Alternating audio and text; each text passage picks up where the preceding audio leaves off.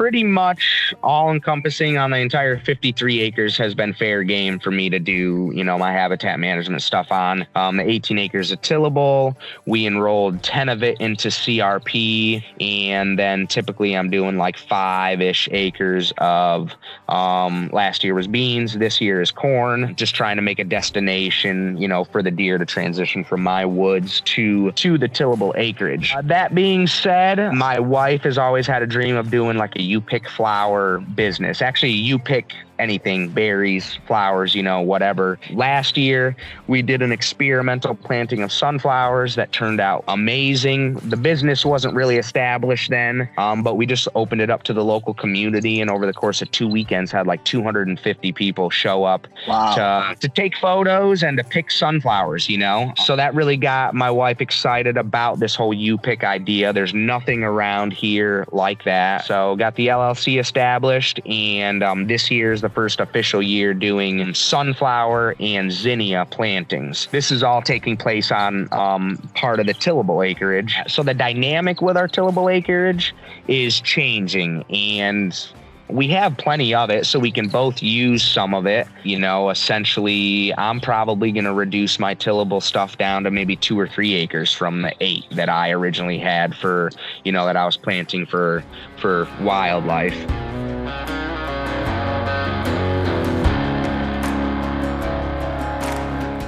Welcome to the Habitat Podcast, the podcast for wildlife habitat management, hunting strategy, and land stewardship.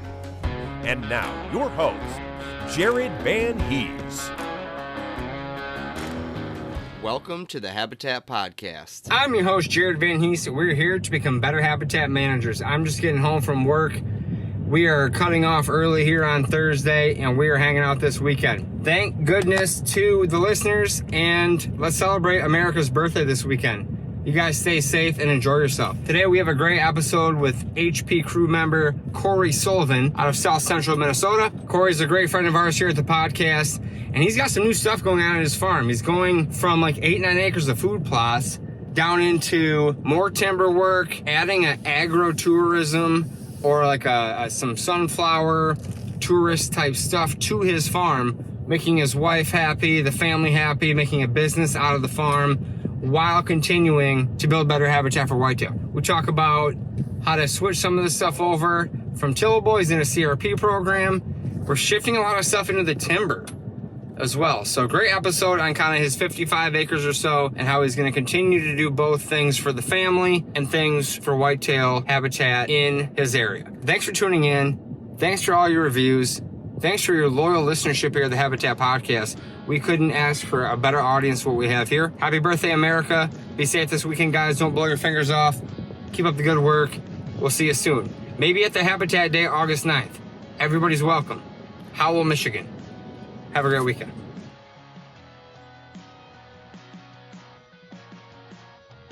Corey, welcome back, buddy. How you been? Thanks. Been good, man. Been good. Just like we were just saying, just trying to keep up with the busy life, and yeah, been good. No real complaints here. It's been good. Excited for summer to be here and kind of getting to being on the lake and relaxing a little bit and all that. So. Oh yeah, it's how been about hot you? too. Yeah, it's been hot. So the lake and the pool, all that stuff it's welcome time of year for that. Yeah, for sure. It's nice. A little bit of a slow season, I guess, from a habitat standpoint, at least for me. So it's all good. Yeah, I would agree with that. It seems like we hit a little bit of a habitat, slower season or less busy than normal season based on all the Marco Polo stuff we got going on. It was going hot and heavy there for like 3 months, and then it just now it's a little bit more spaced out, Right. Yeah. How are you doing? Everything going good out there in Michigan? Yeah, doing good. Thank you. Getting a lot of rain. The northern 70s all cleaned up, I'll be ready to plant fall plots there. And then down here, it's all very wet still. So kind of just waiting for it to dry out. And I hear you. Yeah, I listened to your last podcast with your dad. You guys have just finished It was good. I liked it. Just it sounded like you guys got a lot of cleanup done after your ice storm or whatever up there, which sounds like a mess, but at least you're making some headway on that and getting to run the dozer and stuff and have a little fun while you're doing it. Yeah, it was good. I feel like I'm at a good spot, but I'm trying to get ahead of the Habitat Day we're going to do August 9th. I'd like to have a lot more stuff done, areas for people to park and pull in and the water to be not flooding the property, but right. We'll see. Yeah.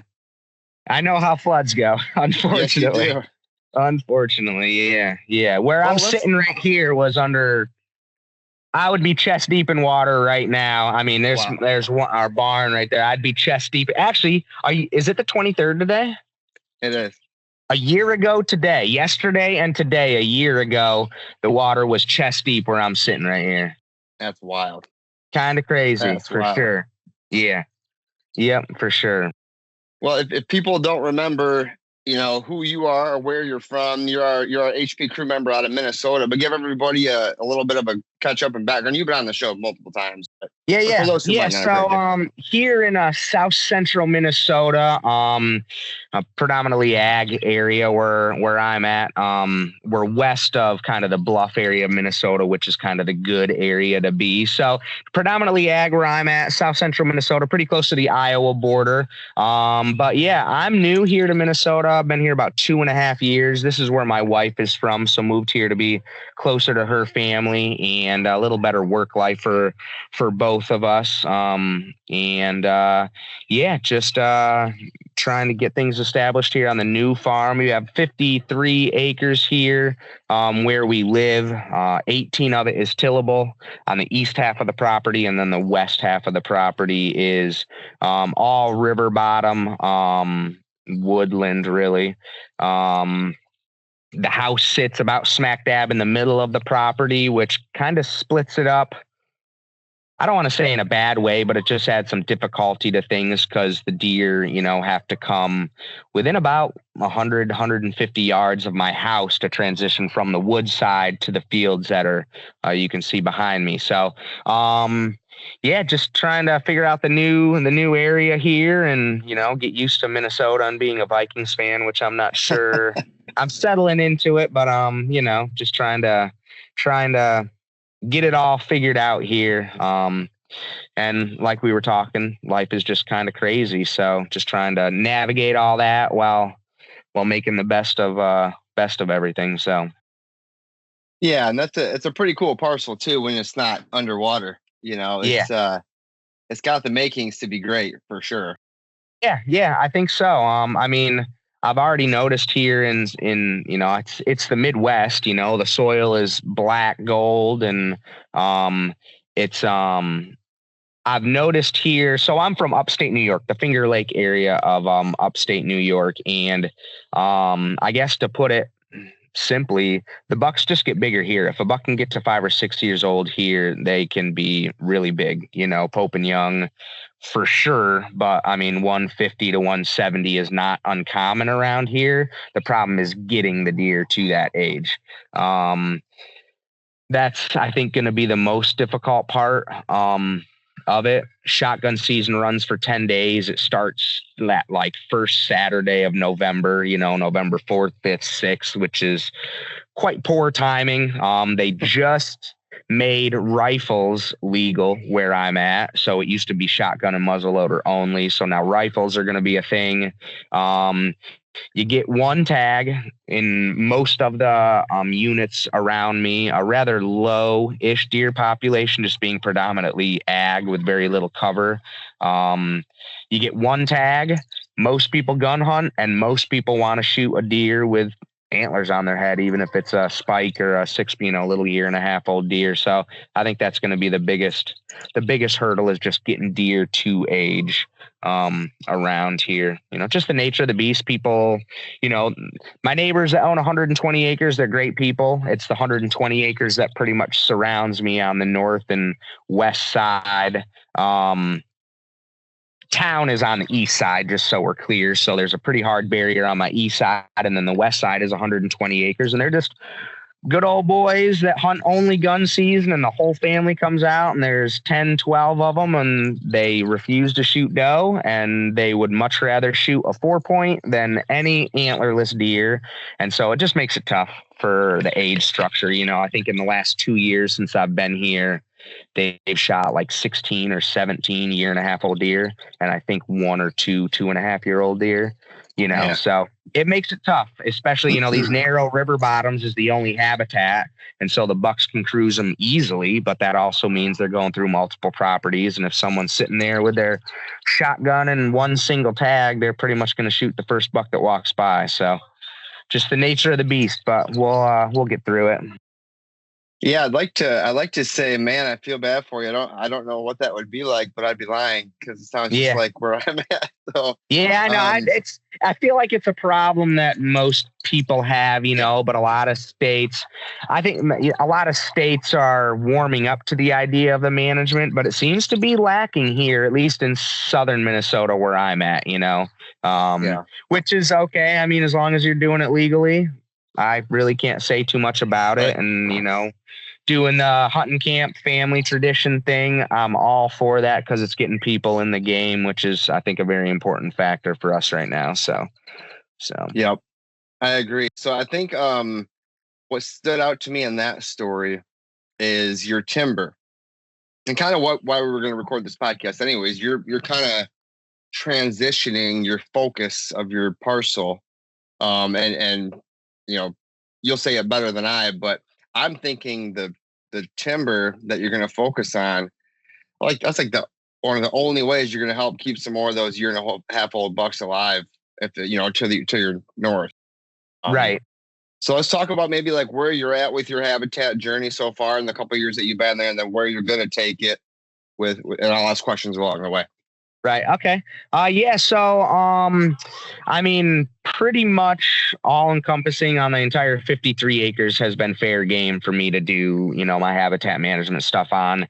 The 18 acres of tillable, we enrolled 10 of it into CRP, just to get a little money back, but also CRP is a great program as far as what you're putting in the ground. It's good habitat for wildlife in general. So we pretty much immediately enrolled 10 of our acres. Well, you have to own the property for 1 year. But right at 1 year of ownership, we enrolled 10 of our 18 acres into CRP program, got that all planted. And then the remaining 8 acres I've had in a mix of Vitalize, just some clover plantings, and then typically I'm doing like 5-ish acres of last year was beans, this year is corn, just trying to make a destination, for the deer to transition from my woods to the tillable acreage. That being said, my wife has always had a dream of doing like a you pick flower business. Actually, you pick anything, berries, flowers, whatever. And we've kind of, last year, we did an experimental planting of sunflowers that turned out amazing. The business wasn't really established then, but we just opened it up to the local community. And over the course of 2 weekends, had like 250 people show up. Wow.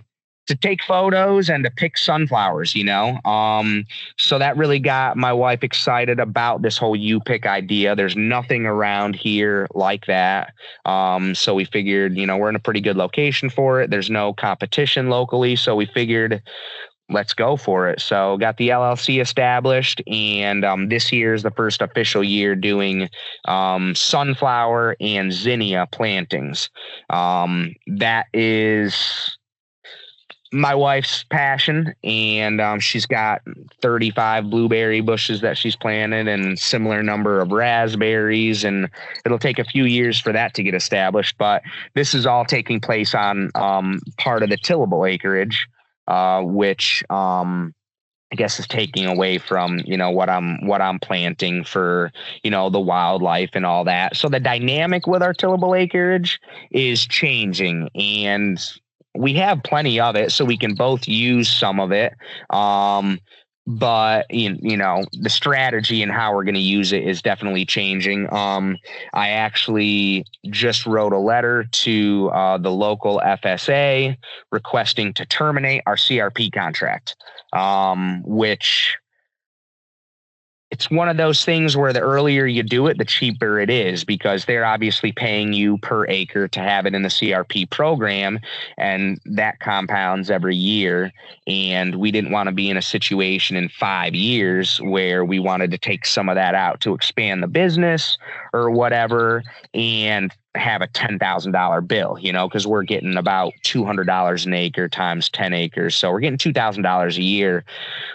We figured it was probably smart to just buy ourselves out of it now. We're 1 year into the contract. It's the cheapest way to do it. And we're still going to keep it in the planting, but we want the flexibility to do with it what we want, So that's a dynamic change with some of our tillable acreage, the CRP that we have planted.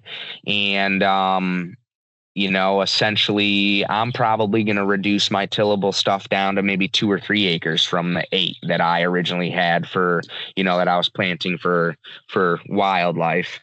And yeah, just a big dynamic change. Life is getting busy. We have our second kid on the way due in December. My wife and I both just changed, not professions, but changed jobs over the winter, changed employers over the winter. And so just getting started with the new job and all that, life is just kind of crazy. So trying to manage the new business, which obviously adds some craziness, plus manage all the habitat stuff, is just something we're trying to make it through. And I feel like probably a lot of people can have similar situations. At one point we were both dual income, no kids, had all the money. I'd say that, but had all the money to ourselves and could just kind of do whatever we wanted with our time. And now that's all changing, which is a good change. And I think everyone goes through that change at some point in their life, but just trying to manage it all and make the best of it all. So I think one thing that I've noticed the last couple of years, like I've kind of already touched on, is trying to plant like 6-8 acres of food plots every spring. And then half of that goes into a fall planting while the beans and corn obviously stay standing for the fall and winter time. But that's going to take a lot of weight off of my shoulders because it just takes time. You're waiting on rain, you're waiting on weather, you're waiting on, spring green up and all that stuff. And I travel for a living, so I can't do it on the evenings and, stuff like that when I come home from work. When I'm gone for work, I'm gone, so a little bit different situation for me. So I think kind of cutting back on the food plots is going to be a good change. Just trying to figure it all out and manage it all, I guess, is, figure out how we're going to go about it all, as well as, incorporating all the business acreage in there. So, just trying to get that all figured out, get life figured out, I guess. Oh, aren't we all? Yeah. I don't know if you ever really get it figured out. Yeah, no, I hear you there. It sounds pretty exciting, honestly. How much of the tillable acreage of the 18 acres is going to go into business acreage? Well, so right now, and I guess which part of it too, like up front by the road, obviously, or down by So everything is, I guess, east of the house. The house sits if you think of our property as a big rectangle that lengthwise is east and west. Our house sits pretty much smack in the middle of it. Everything to the east is tillable. Everything to the west is the wooded property with a little bit that wraps around to the north of the house. And it's kind of sets up to be the nice transition between the wooded and the tillable behind me here. So the U-pick stuff is going to be closer to the house. And the further east you go away from all the wooded land is going to be where I'm going to have all my stuff. And favoring the north side is where I'm going to have my stuff. So like this corn right behind me here, I don't know if you can see it. This is a few acres of corn. There's a river right there, right at the edge of those trees that you can see. But all that corn, everything that's pretty much right here near the house is going to get turned into my wife's stuff eventually, or at least have the potential to. But right now, we're probably at 2 acres of what my wife is going to use. But like I said, out of that 18 acres, 10 of it is in CRP. So 2 of it is now 2 of what's left over. 2 of the 8 of what's left over is going to be for my wife, which leaves me with about 6. And then the business can have more of my 6 as we deem necessary, I guess. So yeah, I mean, it works out nicely because the north side is the closest to that transition area that gets the deer from my woods to those fields and stuff. But yeah, it's just taken away from everything and trying to decide how we're divvying it all up and whatnot. But how it sets up is going to be good for my uses, and good for her uses. So it's all going to be good. Do you have to designate business acreage, or can you designate the whole farm as a business now? I mean, it's kind of one of those things, we're not like, the business is not like a hobby farm, so her business would have to be actively using whatever acreage they're essentially leasing from me as the owner. Sure. So the business will pay to lease acreage from us as the landowners for now anyways. But it doesn't have to be, it has to be designated. If someone were to come in here and say, hey, wait a second, the land that you're leasing, you're not actually using, I guess maybe they could audit it in some way, kind of give us a hard time about it. Gotcha. But yeah, we're essentially, as the landowners, going to lease acreage to the business. And that will then be used for the business. And that can change year by year, and just depending on how we write up the lease contract and stuff like that. I think there's hopes to kind of turn it into a little hobby farm and be able to write some more stuff off, I guess. But for now, yeah, it's the business and the farm, the acreage itself that we own will kind of be separate, but joined with a lease agreement. Yeah, I'm seeing the beginning of I think they call it agro-tourism type facility, whereas you pick, maybe you have cider, maybe there's a corn maze, maybe there's pumpkins as well. I could see that going in a bunch of different ways. Yeah, for sure. We're, starting small, I think is like what we're trying to do now and just see how it goes. But the idea of a corn maze, because sunflowers bloom for 2 weeks, so you're limited, and so that's why she wants to, we want to have many spokes of the wheel, I guess, from a business aspect.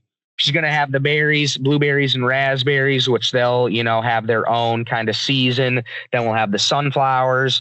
We have thoughts about doing pumpkins and maybe a little corn maze and stuff like that. We have the space to do it. So we'll grow as needed and as we want to. So yeah, I think, all those are definitely great ideas and something we want to venture down eventually. I think the more we can have for the local community, the better, but it also needs to be manageable, so. Yeah, there's a bunch of different ways you could do that with your corn that you planted. You sent us a picture yesterday. That stuff looks really good, man. Yeah. For the first time doing it. Quick. Yeah. Let's talk about how you did it. Yeah. So that guy right there, that's the Soil and Water Conservation District's no-till drill. I rent that to plant most of my food plots. It's $75 to plant up to 7.5 acres. So essentially $10 an acre. Oh my goodness. So it's cheap. I mean, that's a $25,000 unit behind me, you know? So I'll never rent it enough to pay for owning one. Mm-hmm. It'd be sweet to own one, you know, but for now it just doesn't make sense, you know? So for like $150 a year, I can rent that thing and plant all my spring and fall plots. It's better. No-till is better, hopefully, you know? Yeah, so we did beans last year with it, which turned out great. I planted real world beans, which really turned out fantastic. You know, they were waist high at peak of the season, and the deer were really in late season and into the dead of winter. They were really, really digging those beans. And then rotated it into corn this year. I got really lucky with my corn. I went to go pick up fertilizer at a local co-op, and the guy that was helping me was asking me what I was planting and stuff. And he's like, "You just want some corn?" And I was like, "You mean for free?" He's like, "Yeah, we have all this test plot corn that we're done using for the year, and we still got acres and acres left over." He's like, "I'll just give you, whatever, 5 acres worth of corn."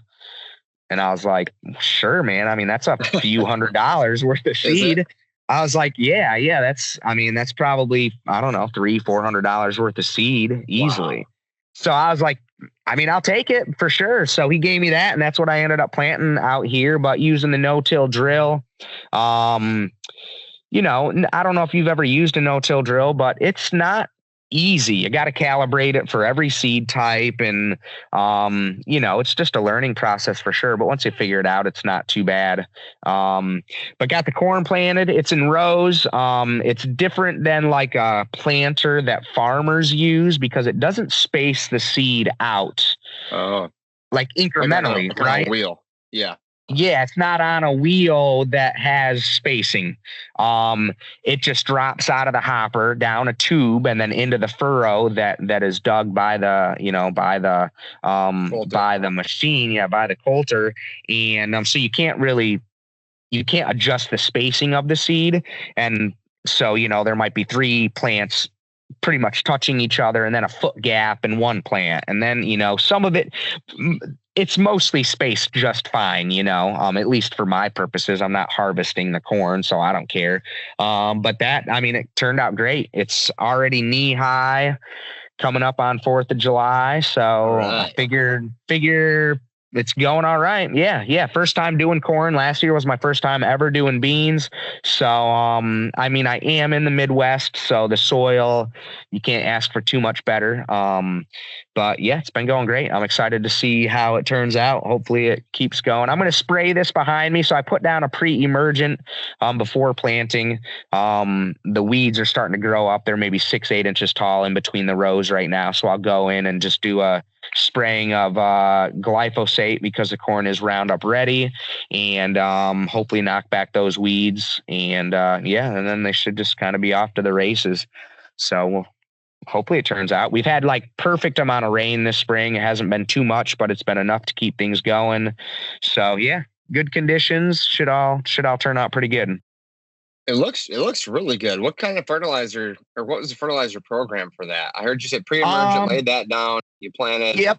Yeah. So did the pre-emergent herbicide. I don't remember what it was offhand. I don't remember what the generic name of it is, but yeah, pre-emergent herbicide that's safe on corn. Sprayed that. Well, actually, so even though I did no-till, I did till in the fertilizer. I got the soil kits from Ward Laboratories through you guys, and did the soil samples and just pretty much followed the prescription as far as those are concerned. Got just the granular stuff from the local co-op.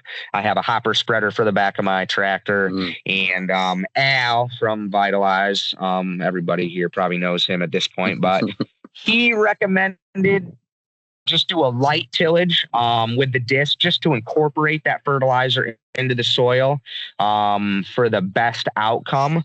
So what I did is, because it's a no-till drill, it's not really supposed to be used on tilled ground, right? It has those big coulters in the front to break up the hard ground, to plant into untilled ground. So I dissed in all the fertilizer, and then I got a really heavy cultipacker and cultipacked it all down. Hopefully just to give it a good solid pack so that the no-till drill could work through there, kind of in its natural environment, I guess. I sprayed the pre-emergent herbicide the day before planting, and then planted with the no-till drill behind me. And just because the soil was a little bit softer for being tilled, I had to raise the planting depth all the way up. Ended up putting it down, I guess, 1.5, 2 inches, which is about where it's supposed to be ish. And it turned out great. It's kind of scary with this no-till drill. You never see the seed. You put it in the hopper, you go drive for miles across your field, and then you never, you try to get out and, look in the ground and see the depth that you're planting to dig them up. But it's hard to dig up a seed that's even 2 inches deep, even though you know what furrow it's supposed to be in and all that stuff. So it's kind of one of those things that you don't see anything between pouring the seed in the hopper and hopefully it germinates. You just fingers crossed that everything turned out all right, and having faith in the system is probably my hardest part.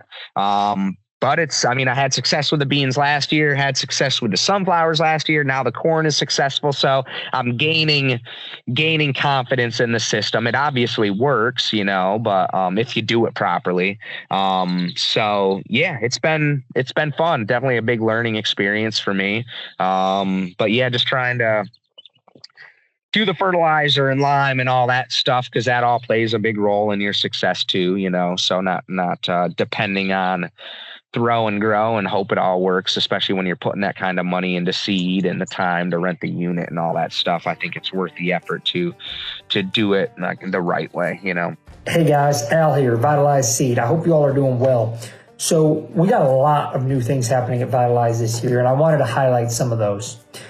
First off, we got a brand new website. We just added a chat feature to that website so you can get your answers to your questions in real time or as fast as possible. Those actually come directly to us so we can answer those questions, as well as has some auto answer features for those frequently asked questions. So trying to further increase the customer service that we offer. Number 2 is we are offering bundles now. So we got a lot of questions about people trying to piecemeal things together. So we took the guesswork out of it for you. You want a fertility bundle, add that to your cart, and it gives you all of our natural fertility products in one place.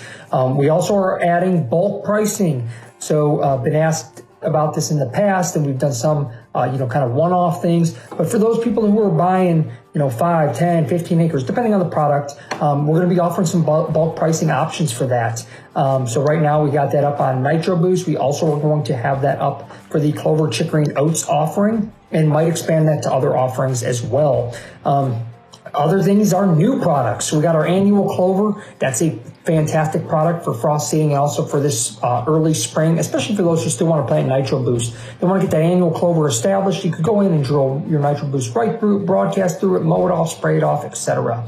We got our premium clover plus. I'm using that on all my logging trails. That's a fantastic product. I'm also using that often with our Clover, Chicory, and Oats mix. So I might use Clover, Chicory, Oats in the first year on my logging trails like I did last fall. Let those oats come in, they'll die off, and then I can frost seed my premium Clover and Chicory over top of those trails now. So those are areas where I want a perennial crop growing. So I'm using that mix. And then we added our brassica mix as well. We, of course, have our seed feed and seed armor. Those are selling fantastic, and various other products, guys. So please check us out at vitalizeseed.com. We sure do appreciate you, and we're looking forward to a fantastic 2025. Sure. I think that's a good lesson. Like between the soil conservation place where you got the drill, or the co-op where you're getting the fertilizer and or seed, like there's people that know what they're doing there.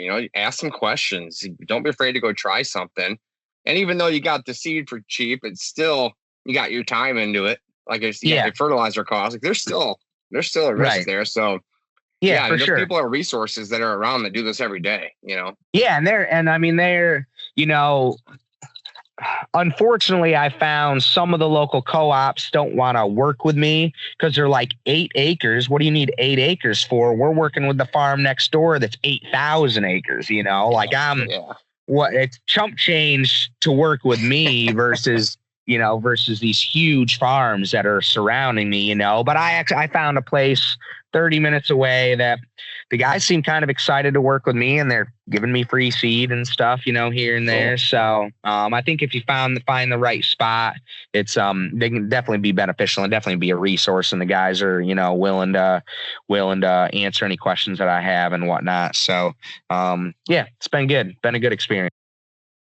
All right. So are the sunflowers and zinnias already in? Yes.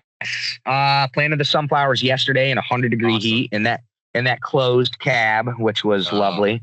And put the zinnias. So I no-tilled the sunflowers. We had good success with that last year. I just mowed everything, sprayed around a glyphosate, and then planted right into the ground. And perfect. If it worked like it did last year, though, the sunflower should come up just fine. I did fertilize according to a soil sample. I just didn't till it in. But we're trying to be soil friendly here. It's a practice that we want to get better at and learn, so the more no-till we can do, the better, I think, especially on the business side of things. So no-tilled the sunflowers in. The zinnias, I did till and then just broadcast and cultipack. The reason for doing that was, from what I've read, is there's a better success rate. I don't know if you've seen a zinnia seed, but I wouldn't say that they're small. They're maybe the size of a wheat seed, but they're very fluffy. They don't go through a no-till drill very easily unless you incorporate like a rice mixture or something like that. And frankly, I just didn't want to dork around with that this year. And we're doing such a small amount. We're doing like a 1/4 acre of zinnias. That's like, I don't know, that's like a pound or two of seed, which it's hard to run a pound or two of seed through a big unit like that. They're just not really made for that sort of thing. It's doable, but I just didn't want to tackle that this year. I'll work on that in the future. But so I just tilled the ground and just broadcasted the zinnia seed over top and then cultipack that. We'll see how. We've never done the zinnias, but my understanding is it's pretty straightforward. And if I can do the food plot thing, I can figure that out. So excited to see how it all turns out. I wonder if that downburst seeder would work good for a seed like that. I know I ran switchgrass through it last weekend and got really nice, even spreading, just on like a smaller setting. So I wonder if something like that would help on something like that. Doug would know, but it could. Yeah, I'd have to look into it. There's very few resources. No one plants there are people that plant whole fields of zinnias, sure. Because they have a business like we're doing, but most people put a handful of seeds next to their, next to their front porch or something like that, but no one plants a 1/4 acre of them. So it's hard to find, maybe I'm not looking at the right spot, but it's hard to find resources as far as pounds per acre and that sort of stuff, so it's kind of going to be one of those things. I just kind of learn it as I go, which will be okay. It's fun. It's fun to challenge yourself and let your brain, get some work in. So it's fun to test new things too and experiment, right? So I like that. You're still going to have acres of food, CRP for this year. The deer hunting's not going totally down the drain. So what are you doing now, switching over to the timber side of things? You're going to remove your focus from spending a lot of the time putting 8 acres of seed in. I get that. That's time consuming and costly. So timber's on the forefront now. Yeah, timber's in the forefront, and the timber hasn't been neglected since we got here. So we had it logged the first year we were here. Being river bottom property, it was predominantly huge cottonwoods. And we might have recorded we did record a podcast on me getting all that harvested and trying to find the buyers and all that stuff. So I had a black walnut planting that was planted intentionally here on the property. and then the cottonwoods essentially, and a few maples, a few ash, but predominantly the cottonwoods. And it was, pretty typical river bottom, what you would expect, just these huge cottonwoods with very little understory. And I knew I had to get those taken out. And get that canopy open up. And I think really the thing that made it beneficial for me was there was quite a few harvestable black walnuts as well. So that made it worthwhile for the logger, to come and harvest things. But we essentially just had the cottonwoods thinned so we could open up the canopy. And now I guess this will now be the second spring, the second growing season since that, and things are thickening up nicely. I haven't done a whole lot since then. I've planted a few like oak trees and, some shrubs and stuff like that, wildlife plantings. But unfortunately, the flood that came through last year killed everything that I planted, all the trees that I planted. So that kind of sucked. But the flood shouldn't happen every year or even every 10 years. So hopefully it doesn't happen again. But yeah, so now that I'm kind of downsizing the tillable acreage, I'm definitely going to be able to put the timbered acreage in the forefront and just do as much as I can there. And I'm excited about that. We talked about earlier this year, kind of that transition area between my woods and the tillable acreage, kind of turning that in more to like old field habitat, and still going to work on that. That kind of has taken a back seat, just getting the business established and stuff this spring and the craziness of life and knowing we got a second baby on the way and all that. That kind of, I did a good bit of work on it in the dead of winter, but it's pretty much taken a back seat for the last few months. But now it's going to become more of a priority. Going to work on turning that.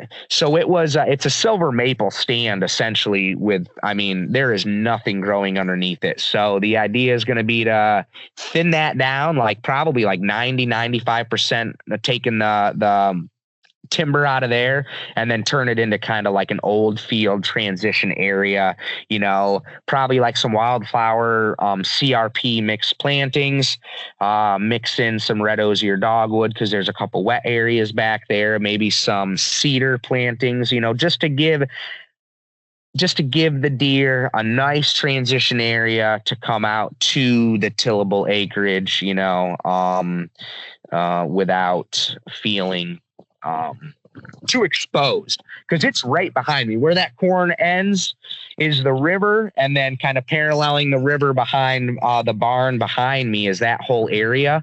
And I can walk behind the barn and see between me and the river. It's only like 150 yards.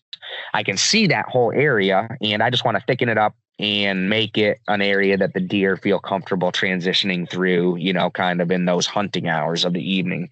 So one big thing that we did this spring was we planted 150 of those hybrid willows that you pointed me towards. Those, I don't remember if it was Coldstream Farm. It might have been Coldstream Farm, or what's that other one that does like bulk? There's Coldstream and Chief River Nursery. Yeah. Okay. Yeah. I think I got them from Coldstream, but either way, there's two of them that I buy like bulk seedlings from, and I bought 150 of them. And when you get up to that number, they're like less than $1 a piece. So it's not breaking the bank to buy a bunch of them. And those hybrid willows, they should grow, a few feet a year at a minimum. It's in a little bit of a wetter area back there. And I'm kind of hoping to create a hedge behind my outbuildings, just to give a visual barrier between the outbuildings and then that whole transition area that I'm hopefully going to build over the next couple of years behind the barns here. So, I'm excited to turn that wooded acreage into a priority. Kind of start rebuilding from the logging activity that took place. There's just a lot of trash back there, a lot of tops down and whatnot. So I got a grapple for the bobcat that I'm hoping to be able to start piling up some of that trash. And I had some guys So there's a guy that works for Pheasants Forever that is like the Minnesota liaison for everything prescribed fire. So he kind of works for the state, kind of works for Pheasants Forever. But I had him out just to look at my property and see if we could do any burning or anything like that. And the first kind of task that he set up for me was just to start piling up all these tops that got, that were cut, that are left over from the logging, start piling them up. And then in the dead of winter, burning them, just to reduce the clutter that's out there from a prescribed fire aspect. That reduces the risk, I guess. And also there's a lot of, I guess, empty space back there that these tops are taking up. It's good space for wildlife in general, but I want to clean some of it up so then I can do my own plantings of, just all kinds of different shrubbery, red osier dogwood and elderberry and, some oaks, hopefully get back in there, just clean some of it up so then I can do with it what I want as well. But we'll keep some of it just kind of trashy just because that's good fawning cover and, just overall good habitat in general. So that's, I think, like the next big task. Where we had the logging done is just kind of do some cleanup and whatnot. Okay, so I want to try to picture what your mind is telling you what it's going to look like when it's done. So right now, is it still have a fairly big canopy? Like, are you going to get a lot of regrowth without taking out more trees? I'm getting a pretty good amount of regrowth. Cool. It's surprising in the 2 years how much it's come back. Maybe I'll post something on the Habitat Chat Facebook page just to kind of show people a before and after. But it's coming back really good. It's probably a battle that everyone deals with, but it's coming back with some invasives that I want to manage at some point. So that's going to go on the list. And I think the idea is just to let it come back as thick as possible and provide security cover for the deer. I have walked the neighbors' 120 acres. They're very friendly people. Great. They let me shed hunt back there and whatnot. We just have different viewpoints from a hunting and like management standpoint as far as the deer herd is concerned, different goals and whatnot. So I know what theirs look like. Theirs looks like what mine used to. Just no understory. You can throw a tennis ball 100 yards and see where it lands, So hopefully turn my property into a sanctuary, essentially. Just give the deer a place to hide out during that 10 days of gun season. So maybe a couple of them can get through until next year and, get that age class on them. So that's kind of the goal. Just get it thickened up. I have one area that just naturally really sets up with my transition area, to have a nice little clover plot. Nothing significant. It's probably like a quarter acre, it's like 25, 30 yards wide, and it just kind of connects my woods to the transition area.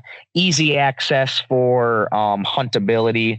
And so I'm going to have that clover aspect in there, very minimal. But the rest of the 35-ish acres is just going to try to make it as thick as possible. Hopefully get these deer to survive the Orange Army is kind of the goal. Food is not a problem around here. Maybe in the dead of winter, just because all the, there is very little early successional habitat and browse and all that stuff being in a predominant ag area. But that acreage that's going to turn into cover by default is going to be food for the deer as well, So, it's that's the goal. Just get it as thick as possible. Give the deer that security. Yeah, I'm looking at your farm right now, and I can see what you're talking about. I mean, your river bottom, like, that sets up like what I want to go hunt in Iowa this fall when I head out there. I know, like, man. It's cool. It's picture perfect. And when the deer are cruising, especially once they've harvested the crops, they only have they only have the river bottoms to cruise, and it has the potential, especially if I could get the neighbors on board with, a management, to go down a management avenue as far as maybe taking a few more doe and not as many young bucks and stuff like that. The owners, or I guess the matriarch of the family, he's getting old. He's not in great health. I don't wish this upon him or the family really at all, but it's possible. Hey, bud. Say hi. How's it going? That's my friend Corey. Oh, school's out, isn't it? So you just get to hang out. Oh yeah, he was just singing over there in the other room on the what do you call that thing? Karaoke machine. Oh, So nice. it's always when you're recording a podcast, the karaoke machine starts fucking. I couldn't hear him at all. If that helps. So I'm trying to manage the mute button over here when I can. No, I mean, my thought, it's going to be hard to convince a whole family, but over time, if you lead by example, and send them pictures of 10 does you whacked and all this stuff, and I don't know. I mean, it could be, you might get somewhere, especially once the old guy, unfortunately, moves on. I think because my grandpa never shot a doe in his entire life. But it's just a mindset thing, I think. Yeah. I think, they'll send me articles that they read from the National Deer Association of habitat, different habitat things. So all their property is enrolled in the perpetual CRP. So it is in forever CRP. So it can, unless someone were to buy it out of that program, it is in wildlife habitat that they have to manage. So they're on board with that side of things. 120 acres is a lot. And I think there's only so much they can do because all the kids, which I mean, they're not kids, they're 50-year-old. I think there's 2 sons. They're 50 years old. They don't live right immediately here, so they only so much can get done from a habitat standpoint. And I think their resources are limited. Just tractors and all that stuff. So I think the idea is there from a habitat management standpoint that they'd really like to be involved in that and are trying to do some things. And they've asked me questions about how do we get rid of all this, grapevine and, stuff like that. But it's trying to turn the page on shooting more doe and less bucks and stuff. So I think the potential is there. If they could turn that 120 acres into, I guess just, a better managed properly overall, I think that the potential is definitely here. I mean, the next property over from them, last summer, there was a 170-inch buck 10-point with a drop tine on one side out in a little bean field along the river. Quite often, he's seen by all the locals. To my knowledge, he never got shot, but the potential is there for some serious bucks out here, It's just, like we said, just getting them to survive. And it makes it easy. I don't want to say easy, but it makes it easy to hunt because the deer, I mean, from my tillable acreage to the tillable acreage on the other side of the river is 300-400 yards wide, maybe 500 at the widest point. So the deer really get neck down if they want to stay in the woods, in the river bottom. Yeah. So it sets up for really nice hunting. Like you were talking, that standard Midwest river bottom, acreage, but it also sets up for really good, easy hunting, if you're out there with a gun and just looking to shoot anything. So it's I think the potential is there. Hi, Finn. All right. There's my little one. You got yours out there too. Awesome. Hi, cutie. She's messing around with the chickens, helping mama do chores. Awesome. Yeah. How you doing? You say hi. She will be 2 in 1 month. You wave hi? Yeah. That's a great age.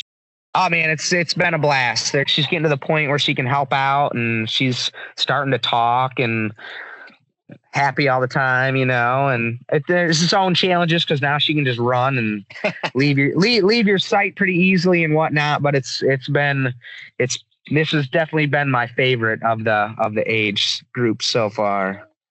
So yeah, 3 is a pretty good age too. People say terrible 2s. You take that to mom. Crazy 3s or whatever, but I love that age. I miss that age already. Yeah. Yep. It's good. And like I said, we got another one on the way in December. So the cycle's going to start over, but she's getting to an age now that I think she'll understand and want to help and all that stuff. And so, yeah, it's good. It's good. But this is, part of life changing and having to change with it, I guess. Yep. So, well, anything else we need to cover or want to cover on the kind of the overall direction of the Sullivan farm here today? No, I don't think so. I mean, it's pretty, we've already talked about the overall goals of the property. I think most people have similar goals. So yeah, just figuring out how to manage it all, how I want to manage all, and still it all kind of be what we want it to be from a business standpoint, from a family standpoint, from a hunting standpoint. And I mean, another thing for me, so moving out here, this is a transition in my kind of hunting world, I guess. But moving out here, I now have access to all the Midwest states. Acquiring a license is one thing, but just from a location standpoint, I have access to all the Midwest states. I'm 30 minutes from Iowa. It's not the good part of Iowa, but I'm 4 hours from Des Moines, and south of that is the best part of Iowa. Missouri's right there on the other side of the border. I've got Kansas, Nebraska, the Dakotas, Wisconsin, all within like 4 to 6 hours of me. And I'm starting to take advantage of that. I've really gained a passion and a passion and a desire in the last 2 years to do more like public land hunting and just going out there and figuring it out. And having access to all those Midwest states around me is super exciting from someone who is super passionate about archery hunting deer. I got my archery tag in South Dakota this year. I drew that. So going to go out to South Dakota. I got to do some turkey hunting out there this spring. So just got to do a little bit of scouting in that area. So I'm excited to go out there this fall.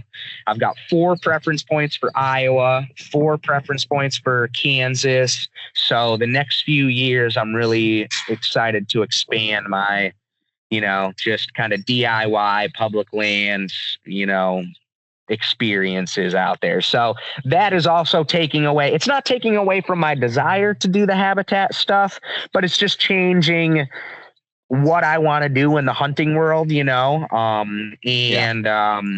I'm really digging this.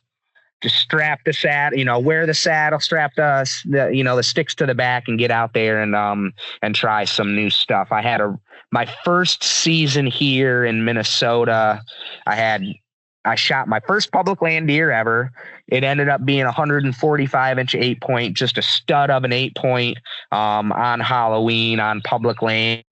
That got me even more excited about just doing this public land, striking out there and just going after it sort of thing. So that's also changing my priorities just kind of in my hunting world.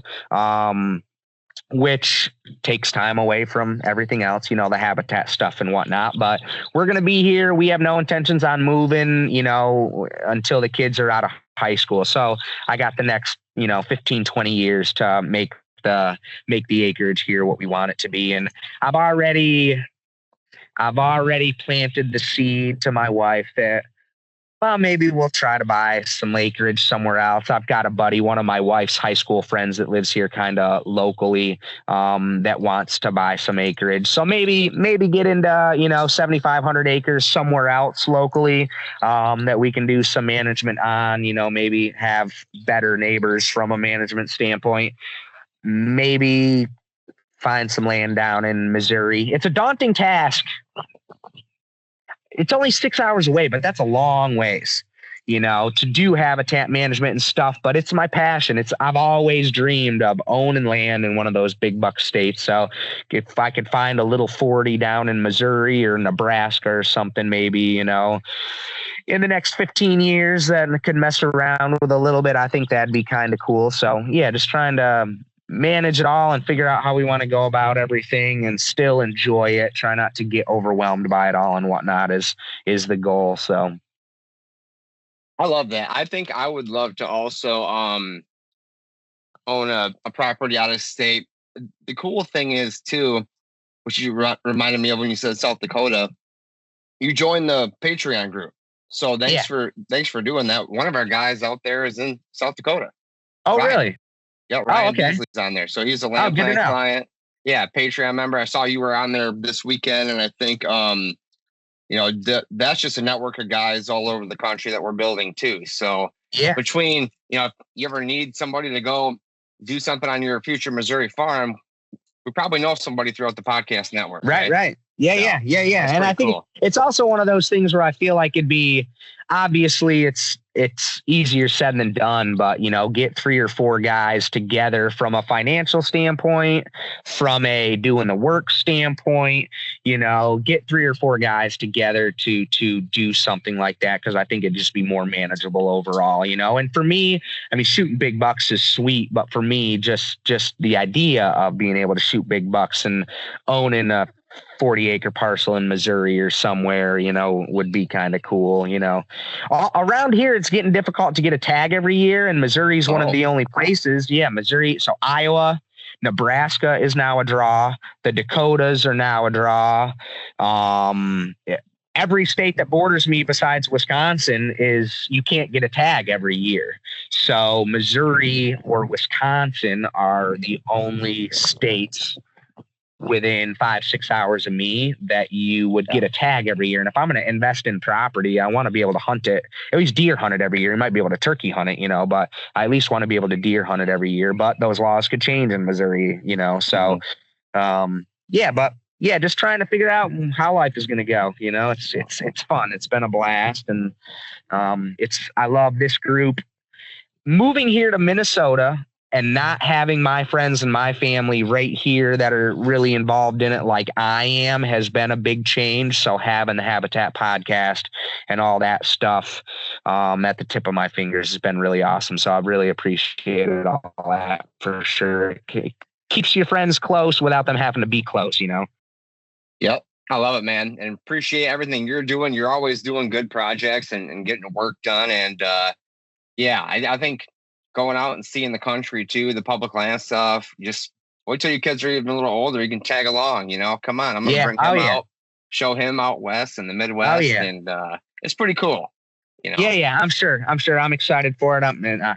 My daughter's already 2. She'll be able to sit in the blind in the next year or 2, probably. Might not be able to be quiet in the blind, but she'll be able to come to the blind with me and all that. So I'm definitely looking forward to it. It's all going to be good for sure. Just got to manage it all appropriately and still enjoy it and whatnot. So awesome, man. Well, I love what you're doing. Keep up the great work. And thanks for coming on here today. If anybody wants to reach out and get a hold of you, I think Habitat chat group on Facebook, or Facebook's a great way to get a hold of you. Yep, I'm on there. I'm not super active from a posting standpoint, but I'm on there. I scroll far too much, unfortunately. But yeah, I mean, I try to post my Habitat stuff on the Habitat page and whatnot, and that's probably really the only interacting that I do on Facebook is Habitat stuff, which is fine by me. Yep. So yeah, well, sounds good, man. I guess we'll catch up again here soon, and enjoy your summer. Enjoy the summer and winter, water and being out on the lake and everything. And season's coming quick, so I'm excited about that. You're right, man. Keep us posted with your sunflower picks and corn and everything else too. All right. Yeah. We'll see. It's supposed to rain the next 2 days. So hopefully in the next 10 days, we have germination. And once germination happens, then it's like, okay, something's happening the way it's supposed to, but between now and then, wondering if there's even seed in the ground, like we were talking earlier is scary a little bit, I guess. So yeah, we'll keep you updated, and hopefully we can get back on and maybe do a fall time update or something. Maybe I'll shoot a buck in South Dakota and we can talk about that story. I love it, man. I love it. Well, I'll keep praying for rain for you, and we'll see you soon, buddy. Thanks so much. All right, sounds good. Yep, good talking to you, man. We'll talk to you. Thank you for tuning in to the Habitat Podcast. We really do appreciate you guys coming back every week to get this awesome Habitat content, and we would appreciate it if you went to iTunes, Spotify, wherever you listen to this podcast, and leave us a 5-star review. That helps us continue to grow and trend in the right direction, attract new listeners, and help us provide better content in the future. Guys, we have a website full of resources. We have a blog on the website. We have YouTube, Facebook, Instagram, all linked up at habitatpodcast.com. Our land plan services, merchandise, decals, hats, t-shirts, and I give away a free 5-inch decal to anyone who leaves us a review on Apple iTunes. Really appreciate it. I want to thank our partners, Downburst Cedars, Vitalize Seed Company, Morse Nursery, Packer Max Cultipackers, Stealth Outdoors, First Light Latitude Outdoors, United Country Midwest Lifestyle Properties. Thanks again, guys. We'll be back next week with another great episode of the Habitat Podcast. Thanks for tuning in.